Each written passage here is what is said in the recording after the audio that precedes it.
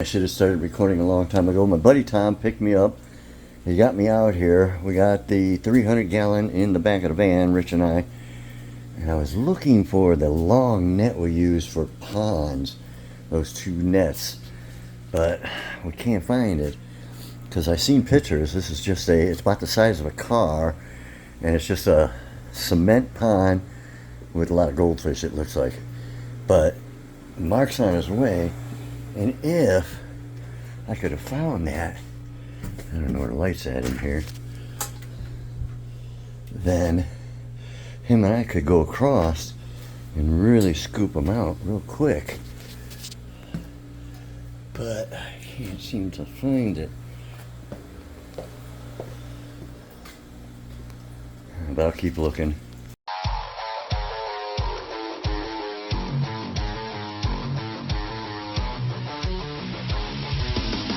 Alrighty, so Ed showed up. He's with community service helping Rich out. We got the 300, we got the things in here. I'm just waiting on Mark. We even grabbed, because of the way it is, it might work, but we grabbed, I can't see it, but I got the net under here, right there. That might do the trick for us. One way or another, we'll figure it out though. Alright, Mark showed up, so we are out of here. They are waiting. We got everything we possibly can need. So let's make this happen. Mark, nice to meet you. Chad? Doot, nice to meet you. I go by Reaper. Reaper, nice to meet you. Doot. Nice. Deuce? Yeah.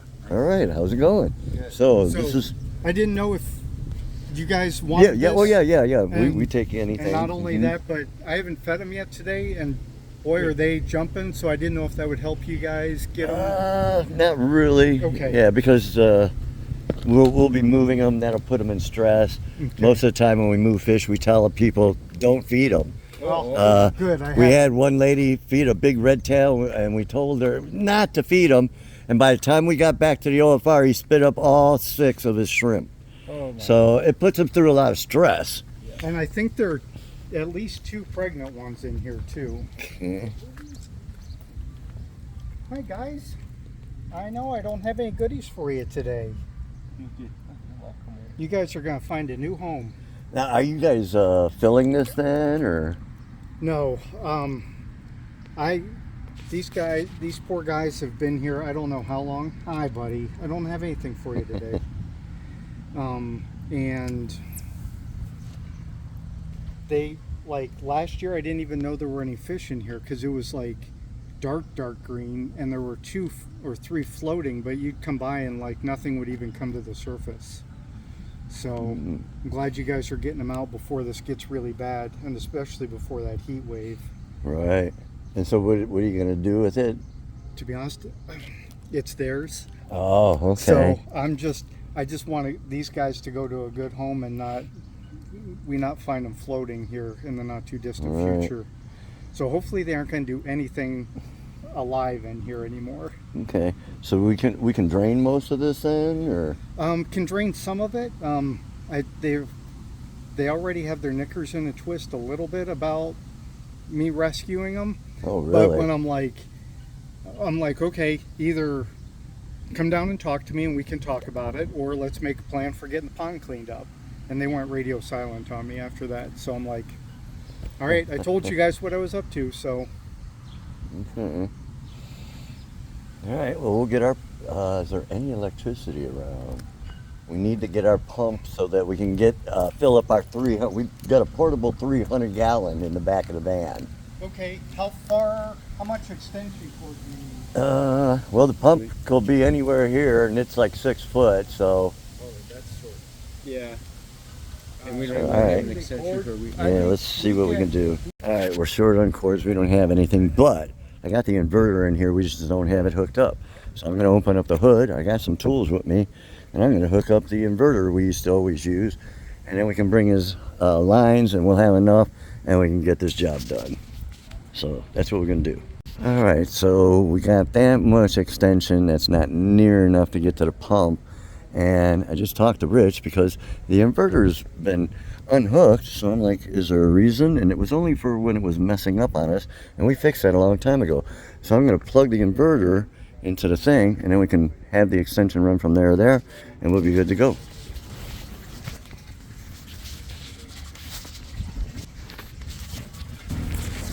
All right, what we're going to do is, you see, we already filled the 300 and it barely touched it. Much bigger than we anticipated. So we're going to go get the big 2-inch, the pump, pond pump, and that way, you know, it'll take a lot longer. Otherwise, it's going to take all day for that, and we'll never get all the fish out. So we're going to go get the big one. There's a drain on the end.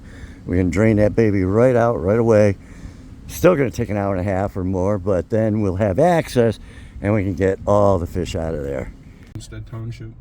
You mean, okay. Anyways, we're at a place called Bob's Burger and Swirls. Just a little place, but that's his burger. And it looks nice. Nice and fresh. Everything's real fresh pickles. And he got onion rings. Got a real. That are real. And they came out nice and tasty. Nice, beautiful onion rings. Yep. I got the chicken tenders, and you can see it's real chicken. Nice pieces. But what's really neat is their fries. They're really good. Got a nice crisp coating, but nice and soft on the inside. They're real potatoes, not no frozen stuff. They're good. So we found a little nice gem. Oh, you forgot. Oh yeah, and fresh strawberry shakes for each of us. And it's 85 degrees out, so it's Yeah, going down easy. All right, we brought the heavy gun with us. This will take us no time. We'll get the... And then we can start getting him out of here. Yeah, I'm starting to barely see the top of the cinder blocks that are in here now. Still can't see a lot of fish. But they're in here. I'll bet we get at least 150. Okay. You can see how much it's already gone down. And it hasn't been but about 10-15 minutes, not even. Alright, let's see here. Draining pretty good.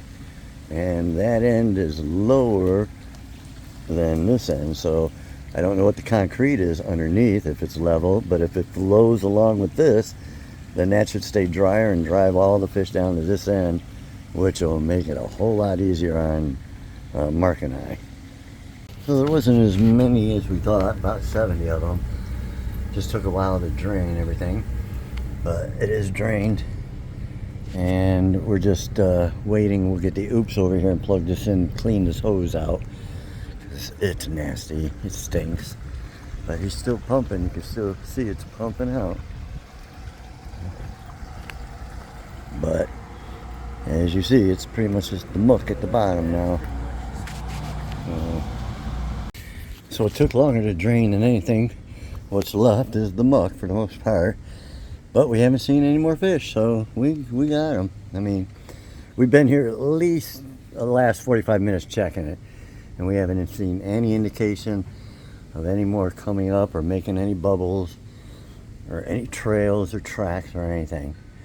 So we should be good to go. Took a while, but I'm glad we went and got our other pump. It got done, sir. Thank you. Oh, you're welcome. Sure do appreciate it. Our pleasure. All right, made it back to OFR. I'm sure they're going in here. We just got to drain it and fish and net them out. I'll try and find that big hose. So Mark's over there messing with Jerry. He keeps throwing little stones at him. And I guess Jerry is getting a little confused and maybe frustrated. To the point where Mark ran back up here. He thought he was coming around the corner for him.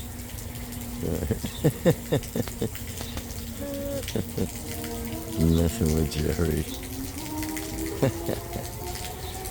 That's almost empty. As soon as it is, and we'll get these or goldfish transferred into the other container. All right, Mark's about to scoop them out. We got most of the water out.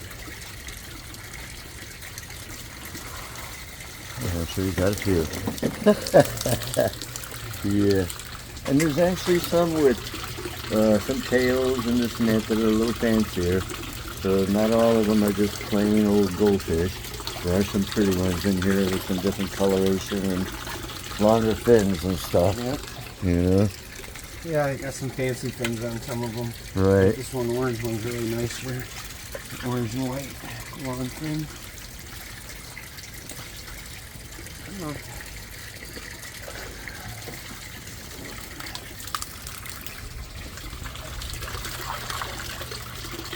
Okay. There's only a couple left. Yeah, there wasn't near as many as we thought, which was just fine. Whether it was 10 or 110, we get them all. And that was the whole thing. He didn't want to empty that pond, but there's no way we could guarantee him that we would get the fish out without emptying it. So he's like, emptied it. And like, yeah, that's better. There's probably still at least 75 fish. Yep.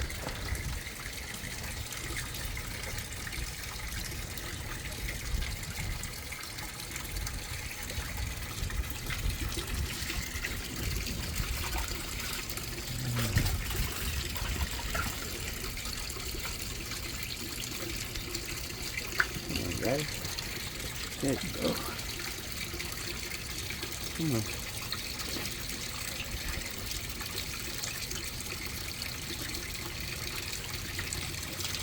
One more. I think That's the last of them. that's the last one. Okay. Alright. Sure. Yep. Alright, another successful rescue. Now we just got to go back to Dan, the clock guy, and finish up with him tomorrow.